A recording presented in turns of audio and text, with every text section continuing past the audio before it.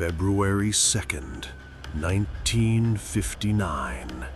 The northern Ural Mountains. A place the local Mansi people call Kholatsyakl. In their language, it translates to the Mountain of the Dead. 9 hikers. Young, strong, experienced. They went up looking for adventure, but they walked straight into a nightmare. What happened on that slope has baffled investigators for over 60 years. Files were burned, witnesses were silenced, and the bodies told a story that science still cannot explain. Let's go back, before the horror. Igor Dyatlov was the leader, a 23-year-old engineering student. He was tough, smart, and respected. The group kept diaries. They took photos.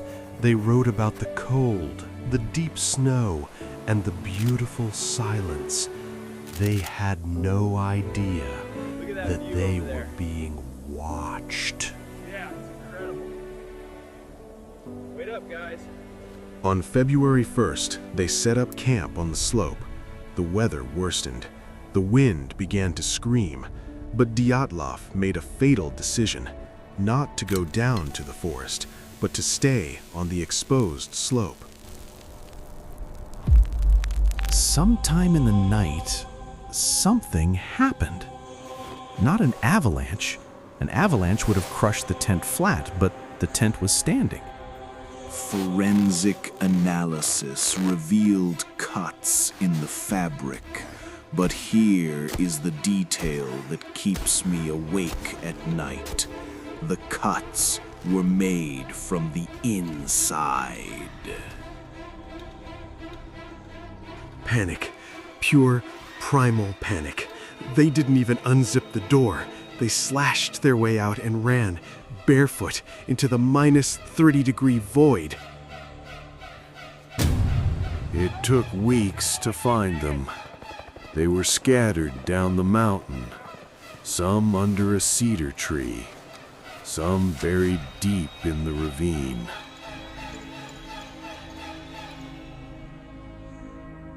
The first group died from hypothermia. They froze. But the second group, found months later, told a much darker story. Nikolai Thibault-Brignol had a fractured skull. Lyudmila Dubinina and Semyon Zolotaryov had severe internal chest trauma. The force required to cause this damage is equal to a high-speed car crash. But there were no external marks, no scratches. It was like an invisible pressure crushed them. And then, the detail that haunts everyone. Lyudmila was found incomplete.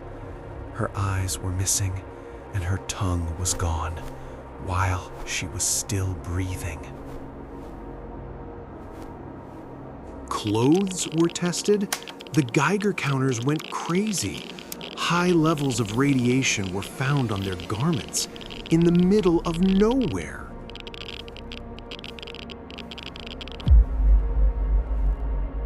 Family members reported that at the funeral, the bodies had an unnatural orange skin tone, and their hair had turned completely gray. Frame number 33, the last photo on their camera. It shows blurry, glowing orbs hovering in the night sky. What were they looking at? The Soviet government sealed the files, stamped them top secret. The official cause of death? A compelling natural force. That is not an explanation. That is a cover-up.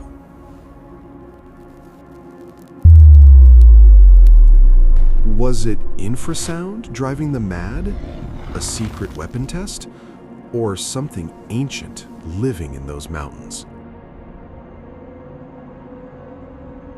Today, a metal plaque marks the spot.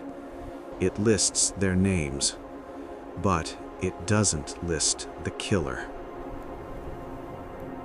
If you listen closely to the wind in the Ural Mountains, you might hear their screams.